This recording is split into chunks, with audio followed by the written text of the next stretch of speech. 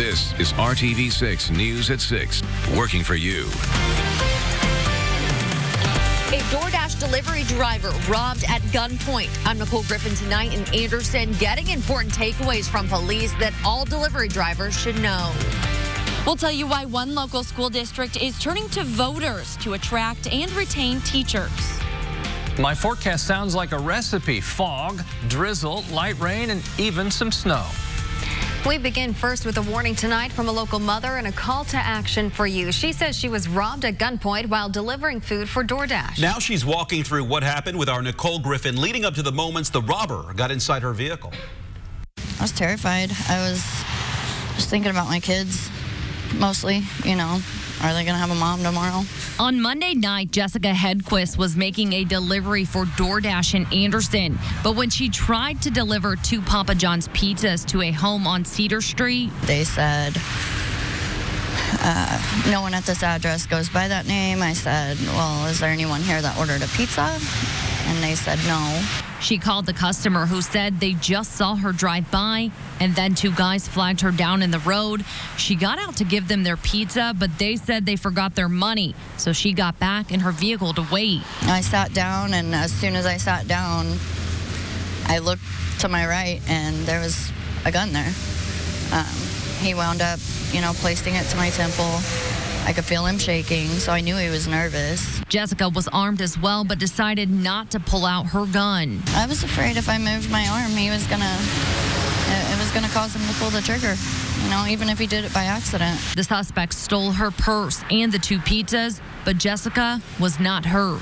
I just want people to watch their surroundings. I obviously wasn't watching good enough. Anderson police tell us they have had other instances where delivery drivers were robbed. They say it could be because robbers know they may have valuables on them, like a purse or even a wallet full of money. You're carrying money, and you're in a somewhat of a vulnerable position to where someone could take advantage of you, just like this. Major Joel Sandifer with the Anderson Police Department says if a delivery driver is sent to the wrong address, that should be a red flag. He also says if you don't feel safe, you can ask the customer to come outside on their porch before getting out of your vehicle. We should operate under the assumption that something could happen.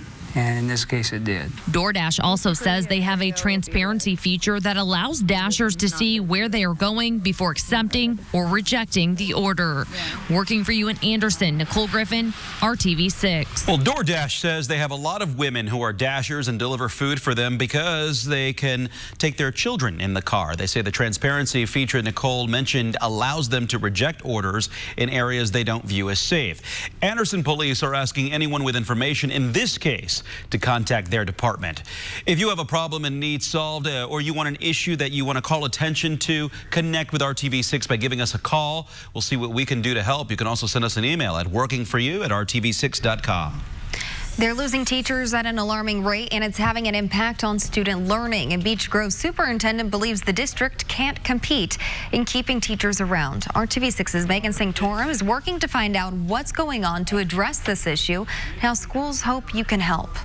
In my short time here, I've seen a lot of turnover. Gabby Starkey is an agricultural science teacher here at Beech Grove High School. She's been with the district for about a year and says she's already seen the impact teacher turnover can have on students. It's really hard for students. I think they had 3. They had their ag teacher that left, and then they had a sub, and then they had me. Our biggest challenge is that we will lose 20 to 25 teachers a year. Superintendent Paul Kaiser says he thinks it all comes down to pay. He tells us Beech Grove was one of the highest paying districts in the state about 15 years ago, but that's not the case anymore. The state continues to underfund schools at 2% compared to the old days of 4 or 5%. And also for our case, it's a circuit breaker laws. Those circuit breaker laws are caps on property taxes. And he says in Beech Grove, it's costing them more than $3 million per year. So now the district is looking at a referendum for the May ballot. It would, in part, provide a $2,000 increase to each teacher's salary. District leaders say they think the salary bump would go a long way toward attracting and retaining teachers. If you want a quality education, you want to keep quality teachers, and you want to have quality facilities, then we're going to have to look at raising taxes because the state is not providing the funding to do that. Some of you have. I'll open up my inbox here in a minute and tell you. Starkey and other teachers say that could be the difference between staying with the district or going elsewhere. Incrementally, it's a really big deal for us. $2,000 goes a long way, not just for 1 year, but when you add it up over a teacher's career, it really is an incentive. Especially for newer teachers and those who don't live in the area. I think that it would definitely incentivize me to stay here for a longer period of time. I do make that commute, so it's always something to be looking at, pay and making sure that you're getting compensated to make up for the, money you spend and time you spend driving. And the superintendent says he thinks if voters do not approve this, they could start losing even more teachers in the coming years. Working for you, Megan Sanctorum, RTV6. Megan, thanks, and we will have more information on the referendum and an additional construction referendum the district is looking at posted on our site and in this story on the RTV6 app. Time for your Storm Team 6 forecast, and we are tracking the possibility of snow moving into our area. It's rain and drizzle now. Some snow tomorrow. Shouldn't be significant snow, so either that makes you relax or some people are whatever emoji you get, right? Yeah, I'll let you decide that. I thought I'd show you, this is what we call a water vapor image, but what I love about it is you can see the swirl here, the area of low pressure, which is providing the lift then for the drizzle, light rain, and eventually the snow on the backside of this is spinning through the state right now. This is what it looks like, a more traditional view where that moisture is converted into the rain and then some snow on the backside of the weather system. As this drifts north, will eventually pull down from the west and northwest the colder temperatures. All rain today, temperatures right around 40 degrees in many spots. Had some decent rain from Newcastle to Muncie. That's played into some patchy fog. We'll talk about that in 1 second. Visibilities have improved most areas, but those of you in Marion and northern Madison County, visibility under half a mile. Light snow comes into the picture overnight and first thing on Saturday. We'll talk about that. Temperatures, they'll be on the edge of freezing, but they're not there yet. Temperatures in the upper 30s. And with that possibility of slushy accumulation overnight, the Indy Snow Force from the city's Department of Public Works will be out treating the roadways tonight.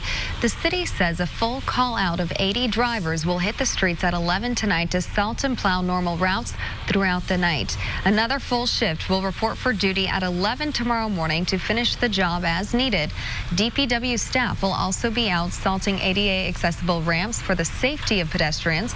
You can see which streets have been treated at the Indy Snow Force viewer. We have a link to that right now in this story on the RTV6 app. Well, it was a spelling showdown today for IPS students as they took on the annual district spelling bee. Dozens of winners from across Indianapolis public schools from 4th through 8th grades competed today at Arsenal Tech High School's Anderson Auditorium. The spellers got all kinds of words thrown at them. Some of them we don't even know how to spell here.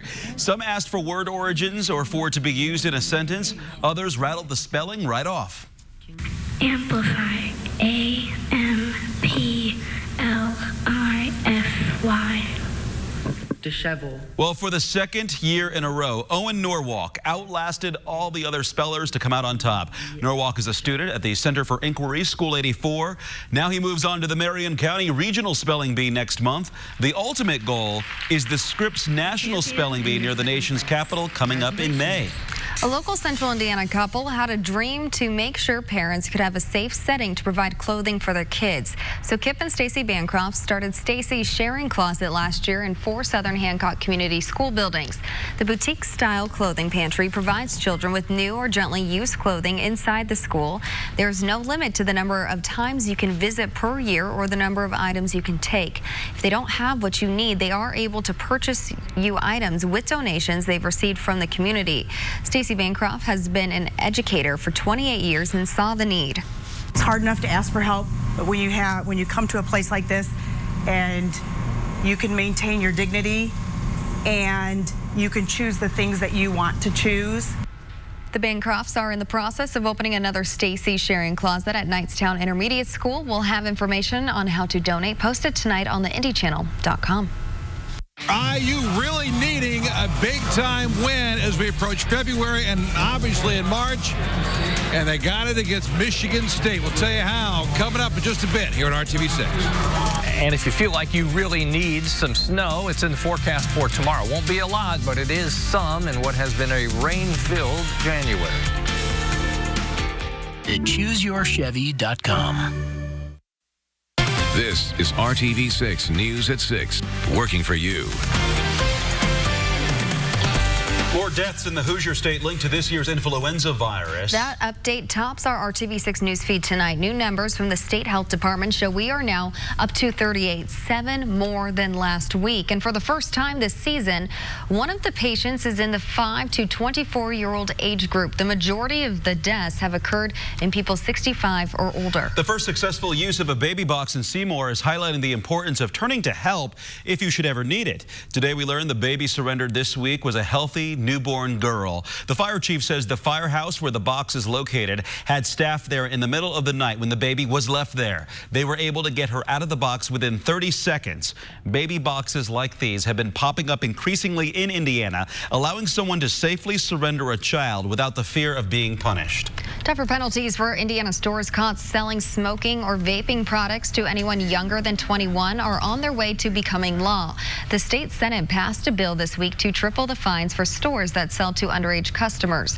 The House had already approved a separate bill with a different set of penalties. The two bills will have to be reconciled by a conference committee, but Republican leaders say they are confident the increased penalties will be approved. Today is the last day for a major store at Washington Square Mall. Burlington is closing. The company released a statement to RTV6 earlier this month saying associates were aware of the situation. This comes just weeks after another anchor store at the mall, Dick's Sporting Goods, closed. The governor is about to get the bill that will direct a surprise budget surplus towards 6 construction projects at universities across Indiana. The state Senate gave final passage to the bill on Thursday. Democrats had tried to amend the bill several times to direct some of that surplus to public school teachers. But Governor Holcomb and Republicans have argued that new spending for teacher pay should wait until next year, since 2021 will be a budget year. And Indiana's jobs numbers have stayed steady for the 4th month in a row and continue to beat out the national rate. Indiana's unemployment rate stands at 3.2% for December. Our rate is also the lowest among our neighboring states of Illinois, Michigan, Ohio, and Kentucky. Usually when we tell you about a program that gets coats to Hoosiers who need them, we're talking kids' coats. Yeah, but this unusual event focused on the parents this time. The Korean American Association of Indiana teamed up with the Southeast Community Center today for a free winter coat giveaway. Anyone who showed up needing a coat could get a new adult-sized winter coat. We talked to one mom who was really excited to get her coat. She says not only will it keep her from getting sick this winter, but it was a first for her to get a new one. I'm always buying stuff for my daughters and get what they need, and I barely get anything for me. And it's my first time getting a jacket for me. This program today is all part of a national community effort called Jumpers/Coats of Love, where Korean American associations in cities like Indianapolis provide winter coats to community members in need. Kevin, need a raincoat right now. Need a raincoat, and then eventually just a heavier coat as temperatures get down into the lower 30s. We've got some light rain showers drizzle around now, but we'll make the transition to some snow as we step into Saturday. All of the rain is light. The moderate rain that we had between Newcastle and Muncie is now kind of fizzling as it drifts toward areas from Hartford City over toward Marion and Gas City. I'll mention your visibility, which has been a quarter of a mile or less, will improve dramatically once that lifts to the north. The visibility issues you can see from Fairmount and to Gas City and Marion, anywhere from quarter of a mile to around a mile. Otherwise, visibility pretty good now.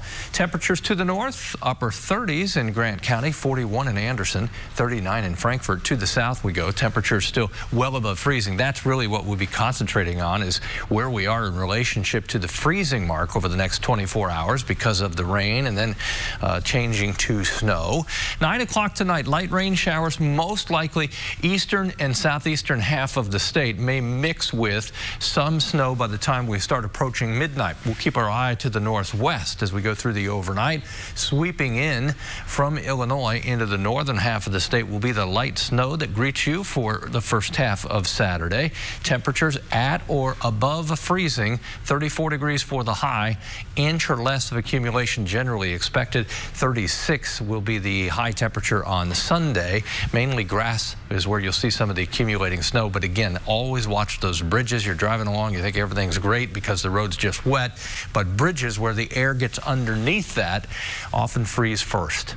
7 a.m. tomorrow, there's the snow expanding 1 o'clock in the afternoon, impacting northern half of the state and still through central Indiana at 4. And the 7 kind of will be slow to leave once it arrives, but again, won't amount to a whole lot. But we've had no measurable snow this month. We're 0 for whatever today is. We have not had measurable snow.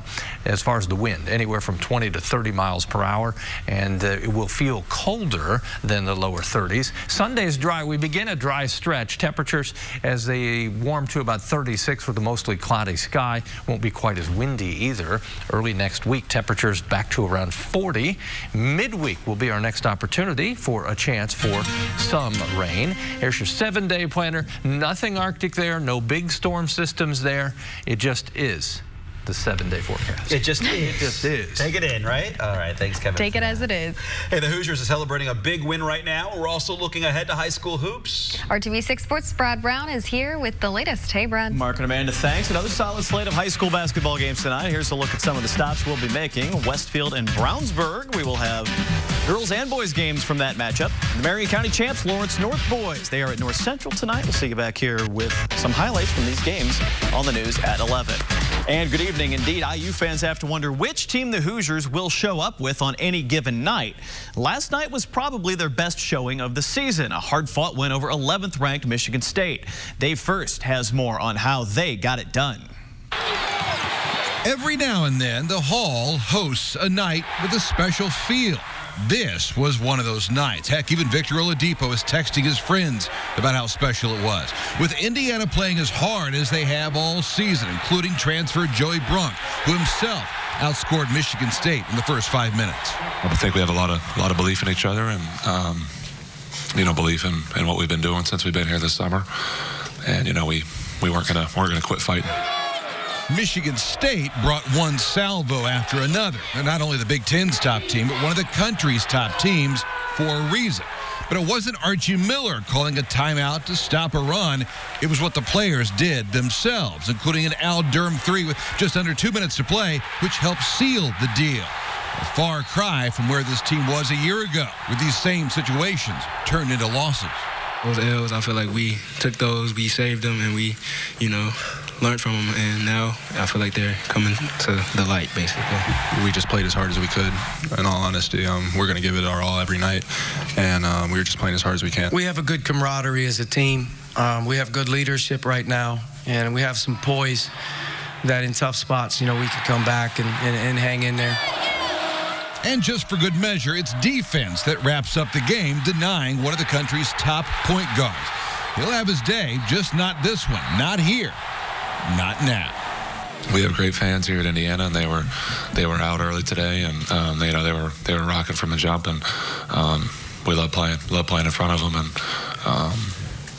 and this is a great place to play basketball. No question about it. Some special stuff last night here at Assembly Hall, where the Hoosiers are now 12-1 this season. They can just bottle it up one more time. They got another big one Sunday against Maryland.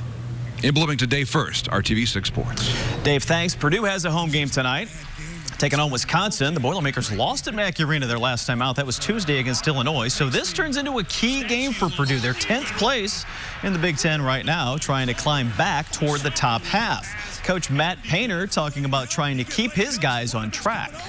We got to open up some things and just be more consistent shooting the basketball. And, it starts with execution, trying to be better from an execution standpoint of getting quality shots. When you do that, it's going to help your percentages. Wisconsin comes in part of a 5-way tie for third place in the conference. It's a 7 o'clock start tonight up in West Lafayette. Butler is also in action this evening. They are home against Marquette. The Bulldogs are trying to snap a 3-game losing streak in the Big East. It's a late one at 9 o'clock tip tonight at Hinkle Fieldhouse. We'll show you some of that at 11. And the Pacers' Western road trip continues tonight. They play at Golden State. The Warriors have been struggling massively. They're last place in the West, have the worst record in the league. The Pacers are coming off that blowout win against the Suns. They looked very, very good on Wednesday night. We'll see if they can do it again tonight. The Pacers will finish this road trip on Sunday Sunday night in Portland. And, of course, back home on Wednesday night. The big game with Victor Oladipo expected to make his first appearance of the season at Bankers Life Fieldhouse. Time for us to take another break. We'll wrap up tonight's edition of the News at 6 next. For just $169 a month. Right now on RTV6, time to wrap up our week with some news that will make you smile and maybe warm you up a little bit. A cup of cocoa can go a long way during these cold winter months. Zionsville High School students were treated to that warm treat this week. Moms prepared 1,200 cups for what's called Operation Cocoa. The school's parent-teacher organization also made sure there were extras like sprinkles and marshmallows. In its 7th year, the Zionsville parents see this as a good way to share warmth and love for the student body. Good to see there. That sounds yummy right now. Well, today's RTV6 photo of the day comes from viewer Melissa Vinton in Greenwood. Melissa says her husband Jeff took the photo in their backyard. Jeff's an avid bird watcher who noticed the Cooper's hawk perched on his bird station. Nice job, Jeff. Yeah, we love seeing the photos you take there. This one is an amazing one. Send us yours by emailing them to news@wrtv.com. It can be something like this, a remarkable photo of nature or maybe of your family. If we choose your picture, we'll air it here on the News at 6. Again, that email is news@wrtv.com. Notice when the hawk lands, there are no other birds around. Right, is it just them? Bye. Yeah, just that one. He's welcome, but not welcome. Okay, patchy fog around, and that's starting to improve. It's been lowest up toward Marion and Hartford City. Visibility less than a mile in spots. The spotty rain showers turn to light snow tomorrow. 34 for the high, 36 but dry Sunday.